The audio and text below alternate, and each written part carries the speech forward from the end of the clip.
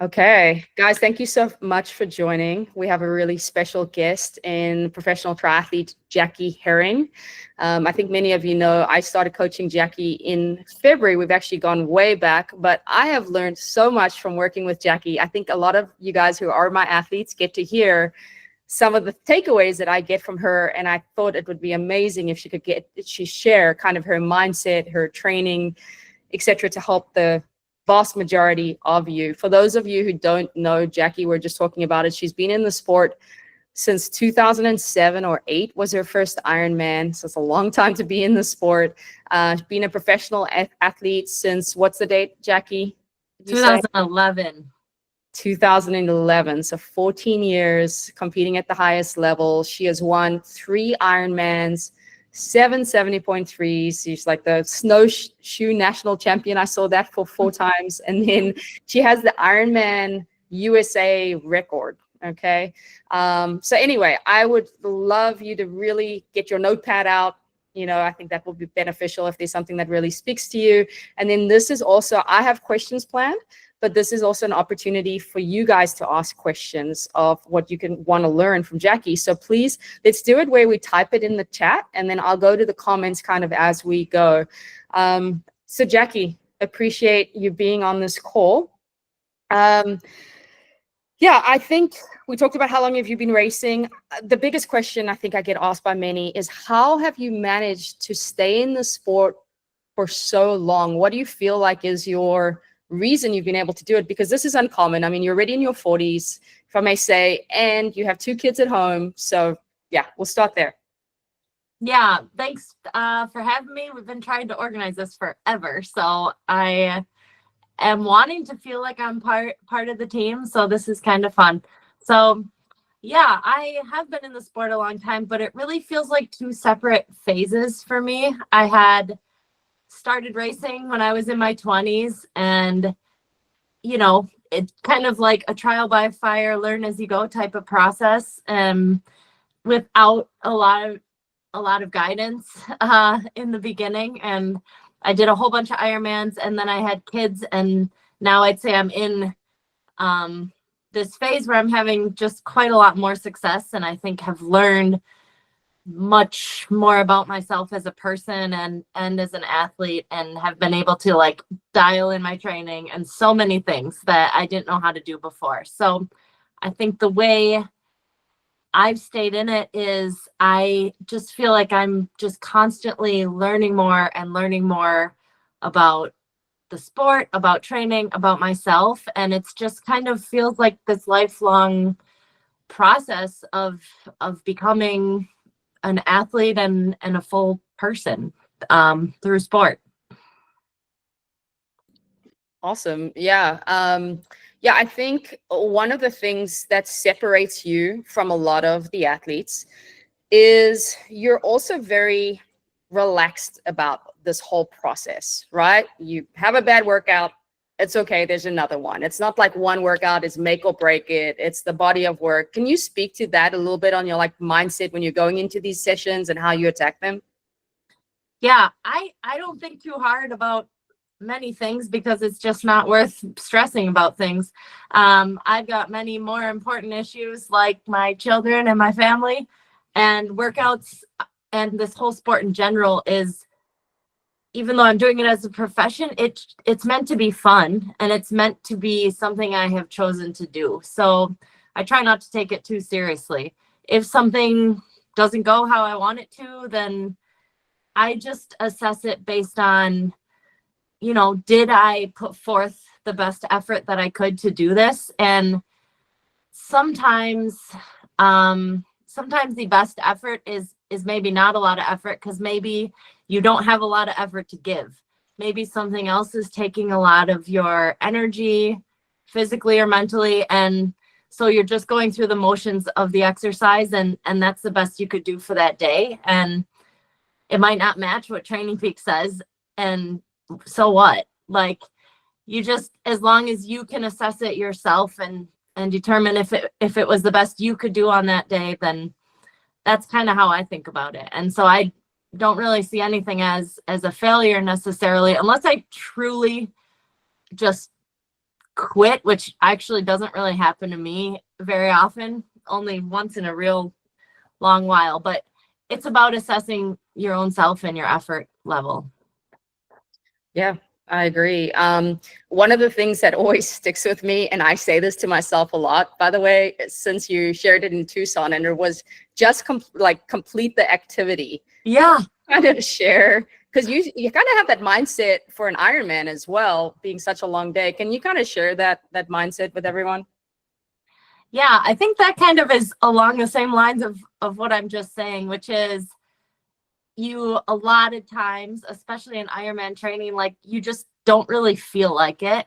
And for me, being in the sport so long, and especially probably the last 5 years, I've been training really, really hard without a lot of breaks.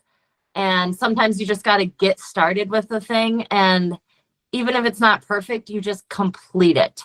And I take that with me in racing. I take that with me when my kids were little and we had to like do things that were annoying, like go on walks with them like taking them in the stroller. They don't want to go in the stroller. We're just going to complete this.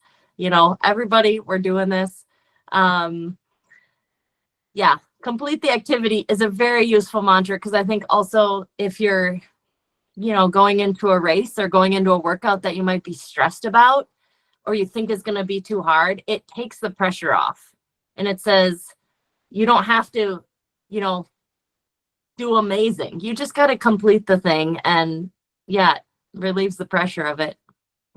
Yeah, on that note, and we're going to go to your question, David. And guys, if you just joined, I would love you guys to ask some questions, be it nutrition and recovery, anything is open for Jackie. So please type it in the chat. But talk to me about data and your thought process on data, and then kind of what you're seeing with age group athletes and maybe the mistakes that they're making with data. Like, let's talk about you, and then let's talk about the mistakes that you're seeing and what you would advise. Things are different now than they used to be. And I feel lucky that I got started in the sport before there were so many gadgets everywhere. Because I think it's important as an athlete to tune into yourself and your feelings and just straight up perceived exertion, and have a really good sense of what you can do and what hard feels like and what medium and what easy feels like, without relying exclusively upon the numbers. So I rely a lot on my feelings. I use heart rate. I use power. Power is one of the very first metrics and things I ever got. Back in 2008, I spent my last $500 in my bank account on a Power Tap Hub wheel, because my boyfriend at the time said I needed it. So whatever, it was useful, I guess. But power and heart rate and data is useful. I think Natasha looks at all that stuff in there, and I self-coached for a lot of years, so I actually do pay a lot of attention personally to my charts and things. I don't know if Natasha even knows that, but that goes on in the background. I'm watching all those numbers, and you can get to a point when you can match your feelings to how hard workouts are. For example, I look at a workout and I look at how much TSS it's supposed to generate, and I know how that will feel. So even if I'm not doing the workout specifically, I can ride my bike and say, okay, I'm going for 130 TSS ride. I know what that feels like fatigue wise, and I can just do it whether I'm doing a workout or not. So it's using the data with a grain of salt that you also have to be really in tune with your body and your feelings. Yeah, and I think I overheard you speak to some on a podcast that, I don't know which marathon it was, and maybe this is every marathon, but you almost don't look at your watch at all. I think it was Hamburg when you won last year, where you actually did look at your watch and you're like, oh my gosh, I'm running 6:15s, I better slow down. And, and then you just kind of went away from looking at the watch at all and went with how you felt. So can you speak to kind of that a little bit and advice for these guys? Yeah, I mean, in training you can look at your watch and that's fine. But the reason I think to look at your watch in training is to try to match your feeling with the data, because when you get to a race, the data should not be driving. I don't think there's any world that you should be trying to force a pace that doesn't feel natural in a race. That means you're probably not going to be able to sustain it. I have a really strict rule with myself in half Ironmans or Ironmans. I'm allowed to look at my watch when the first mile split beeps. And if I feel okay, if I feel terrible, I'm not allowed to look at it at all. But if I feel okay, I can look at it when the first one beeps. And usually if that's happening, that means it's probably going to be too fast. But then you can look at it and you can say, wow, good job, me, I'm doing great. But after that, I don't allow myself to look at it any other times at all. I just take in the info, because no matter what you see, if it's too fast or too slow, you're going to have some type of emotional response to that. And if you've already seen one fast mile, you know you're crushing it. So you may as well just store that up in there and say, I'm about to crush this whole run. And you'll be able to feel later, you'll slow down a little, but do you really need to look and see your slow pace? Probably not. So just keep it on the effort and you just keep like doing the best you can. Oh, that. Okay. Before I go to questions, I have one more. You are a very confident runner. Like, you know, you're going to show up and what you're going to do. Like, how did you get there? Was it just proof of workouts that you were doing, races that you were doing, that you just had this confidence of like, this is what I'm going to do and how I'm going to show up? I'm actually not sure how that happened. I think it happened somewhere in the time where I was doing a whole bunch of stroller running, that I was like, yeah, it was actually during that time. I was doing almost all my runs with stroller. And I realized that when I was racing all these 5Ks and 10Ks actually pushing the stroller. And I started seeing times in these races with the kids in the stroller that I was like, I'm in run shape. And then when I would run without the stroller, it just felt so much easier to me. And for some reason, even though my kids are 7 and 9 now, I just know that I'm going to be able to run. I don't know how to explain it. Like, I don't know. Yeah, it's probably just the confidence that has come from the success of all these.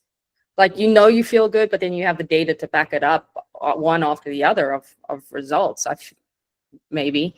Yeah, I think repetition builds confidence, and the more evidence you have of things going well, the more your brain is like, we know what to do, and you don't have to worry about it. So the more, whether in training or in races, the more like evidence you can stack up in your mind that I'm good at this, I know what I'm doing, the more I think it's less of a, like, your brain won't see it as a risk or as something scary. It's more like, this is just what we do. We get off the bike and we run fast. It's just fine. Yeah. I have one more question on segueing off that. Is just, you said like the mental energy, right? You are very selective in how much mental energy you expend in training. Like, it's very important for you to go swim with a group, because it takes too much mental energy for you to push yourself like that on your own. Can you kind of speak to that and how you really kind of pick when it's time to go hard so you can be sharp for race day? Yeah, I actually get hassled for this quite a lot, because it is rare for me to dig super deep, more than, I don't know, every once in a while. My swim group hassles me to try harder, and that may be an issue I have, but I think it's the opposite issue that many people have. I think there's no way you can go your max more than a couple or 3 times a week. And I don't think it's healthy or sustainable if you want to be doing this for a long time. Like, it should be just like the right effort, not digging too deep. And especially when you get closer to a race, you got to save up all your try hard tokens for race day. Like, there is nothing you should do race week that is spending any super try hard energy that you need to have for the race. And even like, for example, 2 weeks leading into the race, like I can't even do my long run by myself. I have to go join this random group and just get chugged along because I don't want to spend any energy doing this run. So I'll keep doing the stuff, but if it feels like too much, you have to be confident enough in yourself and the training you've done so far to say, no, I'm just going to save that for the race day itself. Is that kind of what you're thinking of? Yeah, absolutely. Yeah, I'm going to use the term try hard token from now on. Yeah, Coach and Evie, you're going to hear that. It's just so true. I just know from my racing experience as well, like there is this thing of like that mental energy of like, I am in this and I'm pushing hard. And if you do it too much in training where you have to dig yourself through a workout, like it's you have nothing left come race day. So you just have to be very selective of when, okay, this is a token I'm going to use. And for the most part, you should be saving those tokens for race day, Okay, questions. We got a lot that came in. So this was from Heather. When you say listening to your body, what cues, hold on, let me go to the top. What are some specifics that really helped your success in the second phase of your racing? And how were they different from your first phase? Well, we could actually write a short book about this. So many things. Besides that, I don't really drink or do drugs anymore. That would be the main thing. You should be healthy. I eat very healthy. I cook all my food. I sleep at night. I don't go to the bar. I'm pretty much on the straight and narrow now. I exercise during the day. I don't have a day job, which is actually very useful for being a professional triathlete. What else? Yeah, I'd say, and also I like pay attention to the nutrition I'm taking in during training. Yeah, so it's main things like just general health, sleep, nutrition, pretty much everything. Yeah. Yeah, all the supporting factors for success. Okay, next one. What do you do for nutrition on the bike? And then is it different on the run? You want to? Yeah. So in training and in racing, I put the same stuff in my bottles. I do a few scoops of the raw fuel of whatever flavor. I actually like the unflavored plus flavor, kind of equal portions now, plus the EAA that raw has. I do that for training and racing always. I never do any exercise without a bottle of something. I'm not into that. Let's see. And then I take gels, and I really enjoy stopping at coffee shops and a really great gas station we have up here called Quick Trip. They've got really good food. So I'm not like super duper strict during all my rides, but if it's a hard ride, I may not do the coffee shop. I might try to like power through with gels and drinks. During the run, in training, I just do a gel. I also rely heavily on caffeine and ketones are two major parts of things that I take as well. But yeah, during run, it's like a gel, water. If I carry a bottle, if I'm going a real long ways, I'll take some fuel with.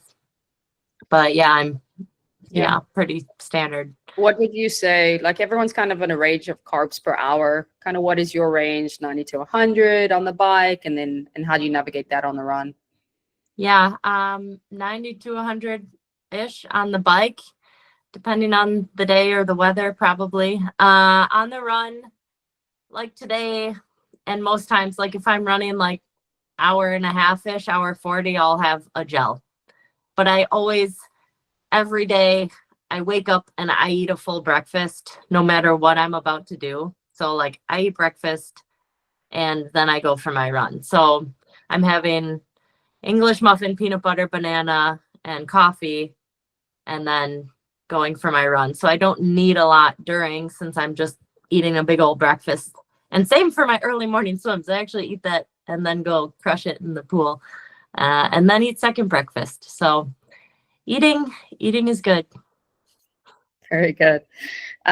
Your favorite triathlon moment / experience that comes to mind right now?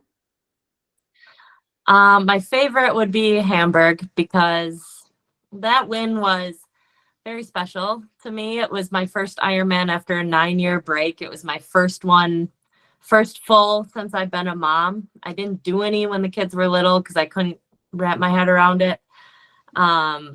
So I hadn't done one in so long. I just had a lot of doubts and a lot of uncertainty, I guess, of how it was going to go and if I would enjoy it still. But it was just a really just great day. Just everything worked out. It was just one of those days where you really just feel good all day. So, yeah. Awesome. Okay, next question from Scott. Now that you're in your 40s, same, are there any things you're doing differently than when you were in your 30s? And I think you just spoke to that. But if there's anything outside of that.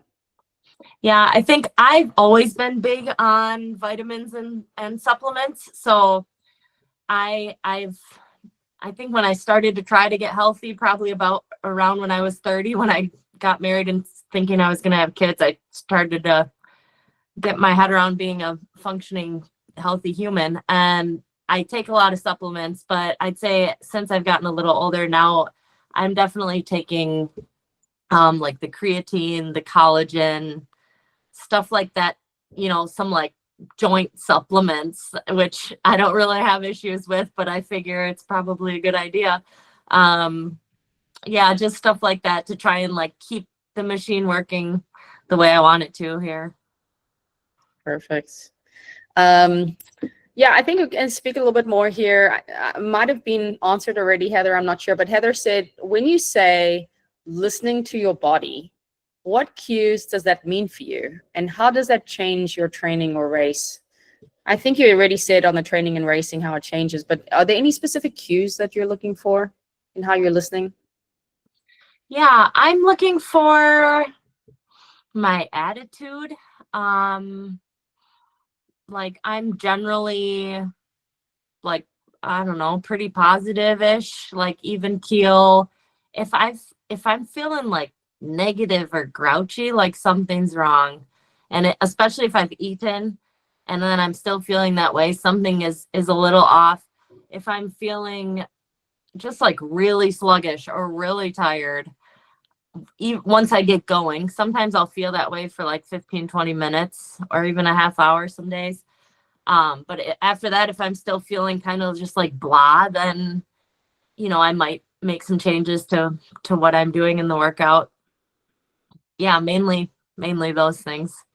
Yeah, no, I think that's valid.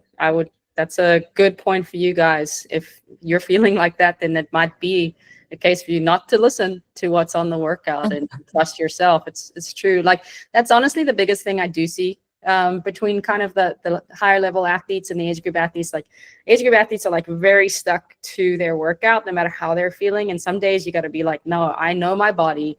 And then in that you go give that feedback to the coach, and there's either a reason for it or something needs to be changed. The volume might be too high, it might be too intense because it's hot outside, etc. Anyway, this is about Jackie. This is not about me. So moving on. That's not about you. That's a really good point for people. And I think the attitude's a big thing. If you're grouchy and you're yelling at your husband or wife, like go eat a Cliff Bar, skip your workout, and you need to go on a date. Like chill. Triathlon is fun. I mean, I think that's a big thing to pay attention to, is like your actual attitude towards the people around you.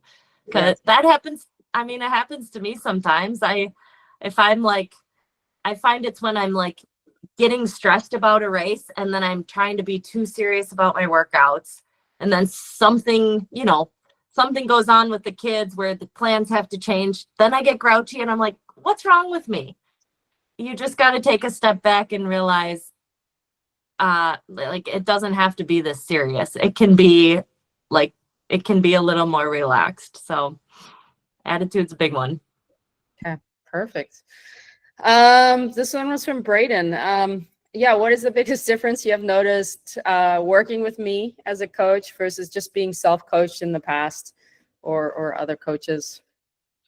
Well, Natasha is very responsive, is what I found. She seems like she really cares, which is just really nice. I feel personally, I think Natasha and I are not too far off in age, and she's got a kid of similar age. So I do really feel like she understands a lot about what my life looks like.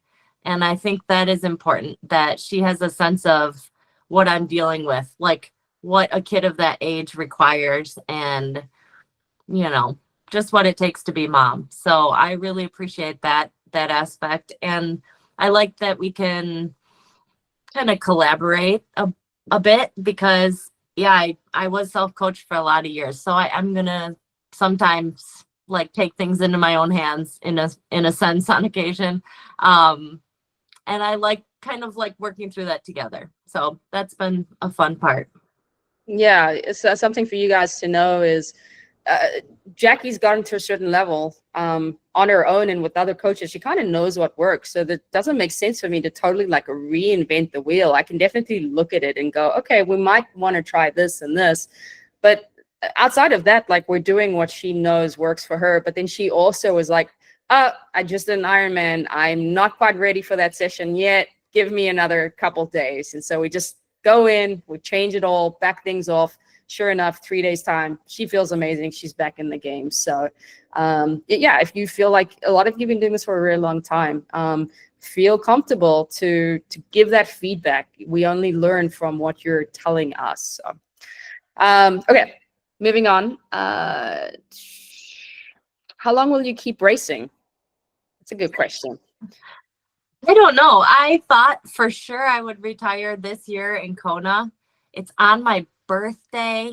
It'll be my 30th Ironman. I'm like, this is just such a nice, like so many nice things, and I made all my contracts end at the end of this year. So all my sponsorships are like done. So I have to now go redo all that, which is annoying. But besides all that stuff, I'm feeling very good. I'm like still healthy, knock on wood. And it doesn't feel like my body's fighting me. It feels like right now I found a really natural rhythm that works for our family, that I feel good about, and it doesn't feel like a forced thing. So I think as long as it keeps feeling that way, then I'll keep going. And I think one day I'm gonna wake up and be like, no, I'm good. So whatever day that is, who knows? Yeah, perfect. Franco, I know you asked, I think we've answered it already. It was just really the question of what do you do different now to take care of your body compared to when you raced in your 20s? I feel like we've answered that in multiple ways, right? Would you add anything to that, Jackie? No, just, I mean, I think it's great to experiment with different things in your 20s. You got to get it out of your system so you can be a functional adult. So just go hard for a couple of years and then start taking care of yourself. That's my advice. Good advice. Melissa said, you seem so laid back, but I've seen you race and how competitive you appear to be. How does that switch flip? I am competitive, but I'm also, I don't know, I'm also like pretty friendly to the other girls out there during the races. I've been known to actually encourage them too much and then they beat me. So I've tried to stop doing that. But yeah, I am pretty competitive because I think I have this thing of like during the race, I want to get the best out of myself, and I really function mainly in my day-to-day life and short-term and long-term with like make the best choice to make my future self proud. And to do that during the race, the choice is to push as hard as you can. Otherwise, you're going to be pissed about it afterwards. So the only reason I feel I don't feel mad ever.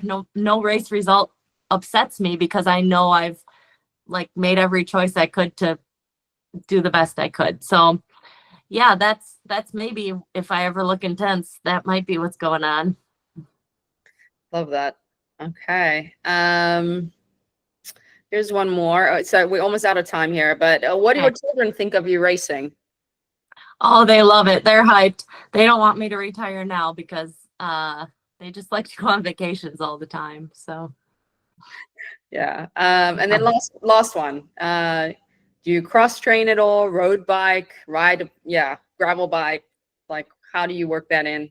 Yeah, I ride a gravel bike. I really like to ride other bikes, but actually I have increased my tri-bike riding the last couple years, and I do think it's helpful. Unfortunately, actually, I like my bike.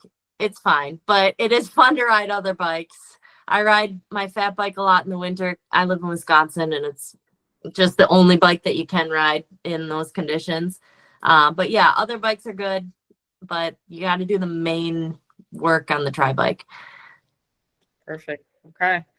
Guys, I think that's it. We're on our time. So Jackie, I really appreciate you coming on, sharing your wisdom. I really appreciate you guys asking such great questions. So good to see you all.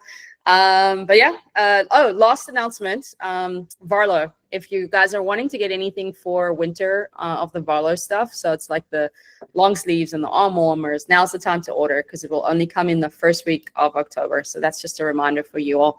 And then we'll see you guys next week. So hope you guys have a great week. Thank you, Jackie. Thank you. Yep. Yeah. Bye-bye. I need to hit record.